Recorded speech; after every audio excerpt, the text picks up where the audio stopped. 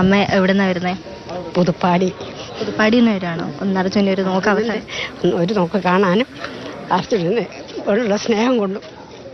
നേരത്തെ അർജുനെ അറിയുന്ന ആളല്ല, ടിവിയിലൊക്കെ കണ്ട് പരിചയമുണ്ട്. പാർട്ടീൻ്റെ ആളാണ്. പുതുപ്പാടിയിൽ നിന്ന് നേരത്തെ ഇറങ്ങി, രാവിലെ ഇറങ്ങിയതാണ് മകനെ ഒന്ന് കാണാൻ വേണ്ടി. 5 മണിക്ക് ഇറങ്ങിയത്. നമ്മളൊക്കെ മനസ്സിൽ എത്രത്തോളം അർജുനെ നമ്മളെ മനസ്സിൽ അത്രയ്ക്കും പിന്നെ സ്ഥാനം പിടിച്ചിട്ടുണ്ട്. അർജുന മകനായാലും ഇന്നലെ നമ്മൾ കണ്ട് നമ്മളൊക്കെ വേദനിപ്പിച്ച ഒരു കാര്യമാണ് അവിടെ ശിരൂരിൽ നിന്നും വണ്ടിക്കുള്ളിൽ നിന്ന് മകന്റെ കളിപ്പാട്ടം കിട്ടിയത്. അതൊക്കെ നമ്മ കണ്ട് നമുക്ക് നെഞ്ചു പൊട്ടുന്ന ഒരു വേദന തന്നെയാണ്.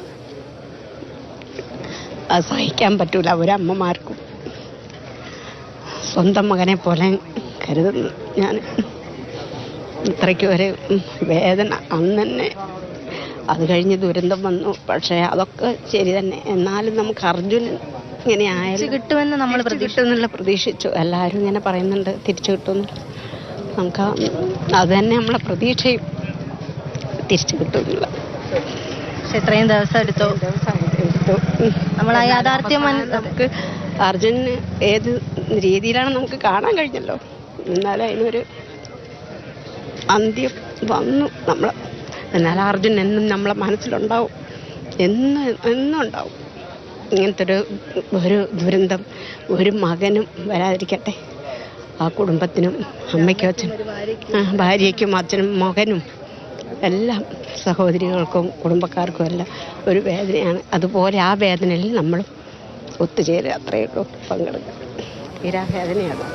അമ്മ പറഞ്ഞതുപോലെ ഇങ്ങനെയൊരു വേദന ഒരച്ഛനും ഒരു അമ്മയ്ക്കും ഒരു ഭാര്യയ്ക്കും ഒരു സഹോദരങ്ങൾക്കും ഒരു മകനും നൽകാതിരിക്കട്ടെ എന്നാണ് ഓരോരുത്തരുടെ മനസ്സിലുള്ളത്.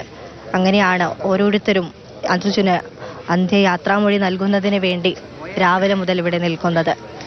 ഒരുപാട് പേരെത്തിയെന്ന് നമ്മൾ പറഞ്ഞു. ഈ ഒരു സമയത്ത് അർജുൻ്റെ അല്പസമയത്തിനകം തന്നെ മൃതദേഹം ഇവിടെ എത്തും. പുളാടിക്കുന്ന് വെച്ച് വിലാപയാത്രയോടുകൂടിയാണ് കണ്ണാടിക്കലെത്തുക. കണ്ണാടിക്കലിൽ നിന്നും നാട്ടുകാരുടെ ജനകീയ വിലാപയാത്രയുണ്ടാവും. കാൽനടയാത്രയായാണ് അർജുൻ്റെ കണ്ണാടിക്കലുള്ള വീട്ടുമുറ്റത്തെത്തുക. ഇവിടെ അതിനുവേണ്ടിയുള്ള സജ്ജീകരണങ്ങളും ഒരുക്കിയിട്ടുണ്ട്. ആളുകൾക്ക് ഒരു നോക്ക്. ശരിയാണ് നയൻതാര. അവിടെ ആ അമ്മയെ പോലെ തന്നെ ഒരുപാട് മനുഷ്യർ അർജുനെ അവസാനമായി ഒരു നോക്ക് കാണുവാൻ കാത്തു നിൽക്കുകയാണ്.